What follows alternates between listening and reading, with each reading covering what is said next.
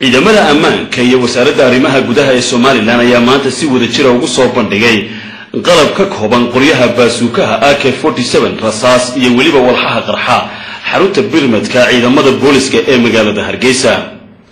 bandhiga hubkan oo ka koobnaa noocyo kala duwan sida qalab walxa qarxa lagu tilmaamay oo isugu jira budooyin noocyo kala duwan oo rimoodyo kuwa qaraxyada meelaha fog laga haga ah iyo waliba qoryaha baasuukayaasha iyo qoryaha AK47 ayaa waxa lagu soo bandhigay xarunta ciidamada birmadka ee magaalada Hargeysa iyadoo munaasabadaasi ay ka qayb galeen wasiirada arrimaha gudaha Soomaaliland Dr. Maxamed Cabdi Gaboose iyo warfaafinta Cabdilaahi Cismaan Jaamac Geeljire taliyaha ciidanka booliska Soomaaliland taliyaha ciidanka qaranka iyo madaxda laamaha booliska kala duwan ee magaalada Hargeysa iyo ciidamada guud ahaan ammaanka.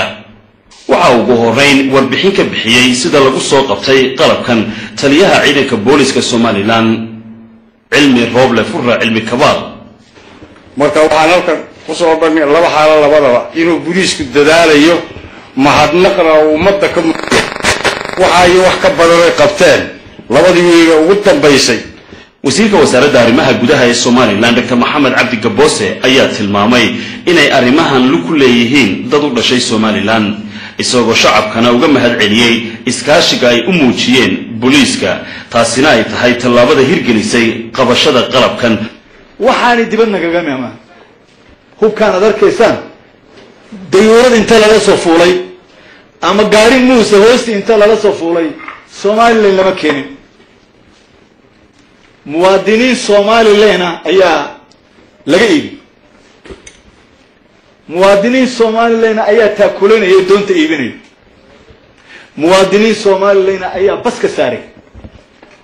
haddaba haddii boqolkiiba 98 dadkeenu nadiif yihiin waa inaad ku tala gashaan inanka gurigaagu joogaa inuu qayb ka noqon karo burburka gurigaaga iyo mustaqbalka inuu ka mid noqon karo dalkaaga burburinta aba u haysta inankaaga wanaagsan intaa yar ee nagu dhex jirtaa waxay geysan karaan baaba iyo hoog aan laga soo kaco.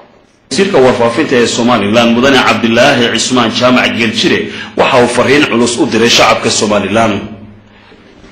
shacabka ayaan waxaan abiil uga dirayaa oo aan ugu baaqayaa inay ciidamada la shaqeeyaan inay nabadda ilaaliyaan inay hadii bidinkeeda leeyahay waxay dareemaan iyo dooc iyo dareen wixii ay maqlaan ay soo gaarsiiyaan ciidamada ugu dhow. waxaan ka warqabaa in ay wasaaraddu diyaarin doonto hadii la yiraahdo number gaar ah oo lagala soo xiriiro oo degdeg ah oo sidii 911 oo kale dibadda ama 999 wixii la oran jiray oo ay dadku kala soo xiriiri doonaan ay wasaaraddu gacanta ku hayso.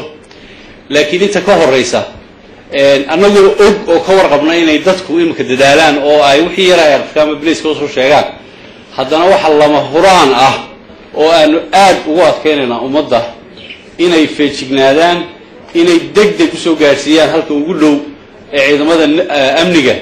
taliyaha ciidanka booliska Soomaaliland ayaa daboolka ka qaaday in dad ku siman ilaa 17 qof oo eedeysanayaal oo qalabkan lagu hayo gacantana ay ku hayaan ciidamada ammaanka ee Soomaaliland. Khadar Maxamed Cakulle Universal TV.